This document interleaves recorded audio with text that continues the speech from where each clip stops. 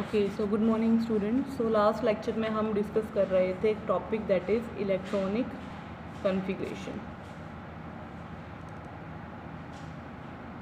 ठीक है, तो इलेक्ट्रॉनिक कॉन्फ़िगरेशन में हमने क्या डिस्कस किया था कि एक्चुअल में इलेक्ट्रॉनिक कॉन्फ़िगरेशन कुछ और नहीं होता, बस हमें क्या करना होता है, इलेक्ट्रॉन की फिलिंग करनी होती है।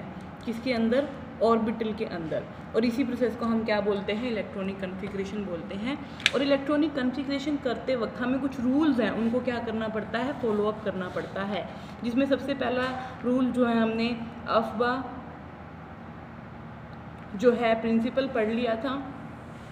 और उसके बाद अफबा प्रिंसिपल में भी सबसे पहले शेल कौन आएगी, बाद में कौन आएगी, उसको हम किस बेसिस पे डिसाइड करते हैं?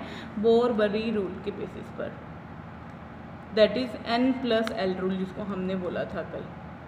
ठीक है, ये हमने डिस्कस कर लिया था। सेकंड रूल क्या है, जिसको हमें क्या है, इलेक्ट्रॉनिक कॉन्फ़िगरेशन करते वक्त, दैट मीन्स इलेक्ट्रॉन की फिलिंग करते वक्त ऑर्बिटल में क्या है, हमें क्या करना होता है, ध्यान रखना होता है, that is poly exclusion principle.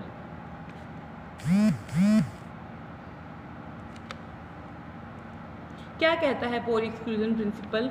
Poly exclusion principle कहता है कि जब हम एक ही ऑर्बिटल में, मान लीजिए मेरे पास ये s ऑर्बिटल है, इसके अंदर क्या करना चाहते हैं, 2 इलेक्ट्रॉन फिल करना चाहते हैं। ठीक है, तो वो 2 इलेक्ट्रॉन हम कभी भी सेम स्पिन के नहीं फिल करेंगे।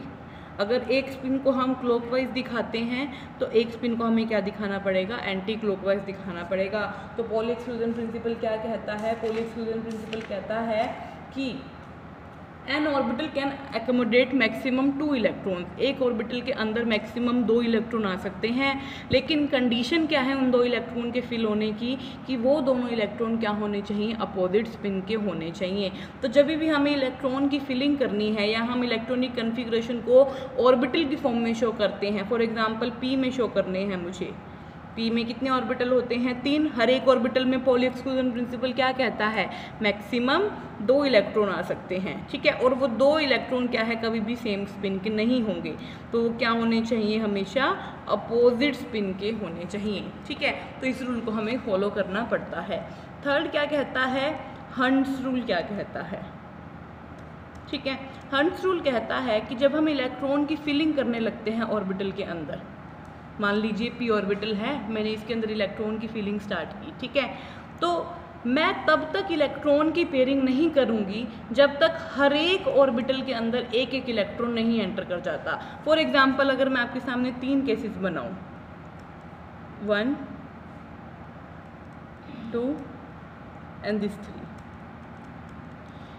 तो अब इन तीनों में ही क्या है, देखो मेरे पास 3 पी ऑर्बिटल्स हैं ये। ठीक है, अब तीनों ही पी ऑर्बिटल्स के केस में यहाँ क्या है, मैंने 3 इलेक्ट्रॉन भरने हैं, लेकिन यहाँ पर मैंने दोनों इलेक्ट्रॉन फर्स्ट ऑर्बिटल में डाल दिए। ठीक है, यहाँ पर फर्स्ट में 1 डाल दिया, सेकंड में 2 डाल दिए, और थर्ड केस में मैंने क्या किया, तीनों ऑर्बिटल में क्या है, एक एक जो है इलेक्ट्रॉन फिलअप कर दिया। ठीक है, अब हंट्स रूल के अकॉर्डिंग कौन सा जो है हमारा जो फिलिंग है ऑर्बिटल की वो करेक्ट होगी? तो अगर मैं इसकी बात करती हूँ, क्या इसके अंदर सभी ऑर्बिटल के अंदर एक एक इलेक्ट्रॉन है? नहीं है। दैट मीन्स ये हमारा जो अरेंजमेंट है इलेक्ट्रॉन का वो क्या है? इनकरेक्ट है। ठीक है, सेकंड में चेक कीजिए, यहाँ 1 है इलेक्ट्रॉन, यहाँ 1 है, कोई दिक्कत नहीं है, लेकिन ये ऑर्बिटल खाली पड़ा है और यहाँ पर हमने पहले पेयरिंग कर दी है, तो ऐसा पॉसिबल नहीं है। ठीक है, तो थर्ड में क्या है, हंट्स रूल फॉलो कर रहा है। थर्ड हमारा जो यहाँ पर पार्ट है, क्यों कर रहा है? क्योंकि हंट्स रूल ने क्या कहा था कि इलेक्ट्रॉन की पेयरिंग तब तक शुरू नहीं होगी जब तक हर एक ऑर्बिटल में एक एक इलेक्ट्रॉन नहीं आ जाता। तो अब यहाँ हर एक ऑर्बिटल में क्या है, एक एक इलेक्ट्रॉन है, तो दैट मीन्स अगर मैं नेक्स्ट इलेक्ट्रॉन डालती हूँ यहाँ, तो वो कहाँ जाएगा? वो जाएगा पेयरिंग में। अब मेरे पास वो अब कहाँ एकोमोडेट होगा? फर्स्ट ऑर्बिटल में क्या होगा? एकोमोडेट होगा। ठीक है, तो ये था हमारा हंट्स रूल। तो जब भी हम इलेक्ट्रॉन की फिलिंग करते हैं तो हमें इन रूल्स का क्या करना पड़ता है? ध्यान रखना पड़ता है। ठीक है, नेक्स्ट हमारा टॉपिक आता है इलेक्ट्रॉनिक कॉन्फ़िगरेशन ऑफ एटम। ठीक है, तो इलेक्ट्रॉनिक कॉन्फ़िगरेशन की जब मैं बात करूँगी तो वहाँ पर हम ओनली जो डिस्कस करेंगे वो डिस्कस करेंगे कि half filled and fully filled जो कॉन्फ़िगरेशन होती हैं वो स्टेबल क्यों होती है। फॉर एग्जांपल अगर मैं क्रोमियम की बात करती हूँ, ठीक है, क्रोमियम का एटॉमिक नंबर है 24, ठीक है, और उसके आउटर शेल में इलेक्ट्रॉन आते हैं हमारे टोटल 6 इलेक्ट्रॉन आते हैं। कितने इलेक्ट्रॉन आते हैं? 3d4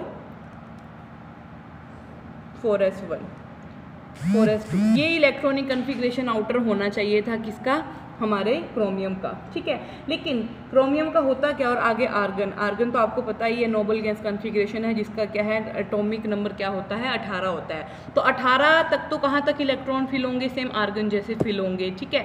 तो आगे एक्स्ट्रा इलेक्ट्रॉन बच जाएंगे 6, जो हमें फिल तो कैसे करने चाहिए थे 3d5 और 4s2, मतलब अरेंजमेंट कैसे होना चाहिए था, ऐसे होना चाहिए था 4 ये हमारा हो गया 3d4 और यहाँ ये हो गया हमारा 4s2, ठीक है।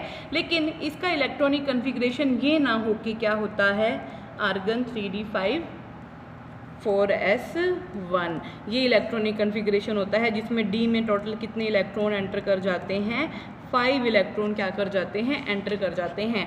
तो ऐसा क्यों हुआ, ठीक है। सिमिलरली अगर मैं कॉपर की बात करूँ तो कॉपर में भी सेम यही केस देखने को मिलता है हमें कि कन्फिग्रेशन तो होना चाहिए था 3d9 4s2 आउटर, ठीक है, क्योंकि जो है कॉपर का जो एटॉमिक नंबर रहता है वो 29 रहता है, ठीक है।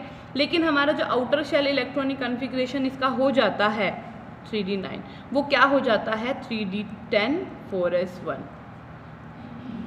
तो इसका जो 3d10 का अरेंजमेंट बनता है वो कुछ ऐसे बनता है। तो टोटल डी में हमारे पास कितने इलेक्ट्रॉन आ जाते हैं 10। तो ये वाला जो हमारी कन्फिग्रेशन बनी है ये बोलते हैं हम इसको हाफ फिल्ड कन्फिग्रेशन, और ये वाली जो कन्फिग्रेशन बनी है इसको हम बोलते हैं फुली फिल्ड कन्फिग्रेशन, ठीक है।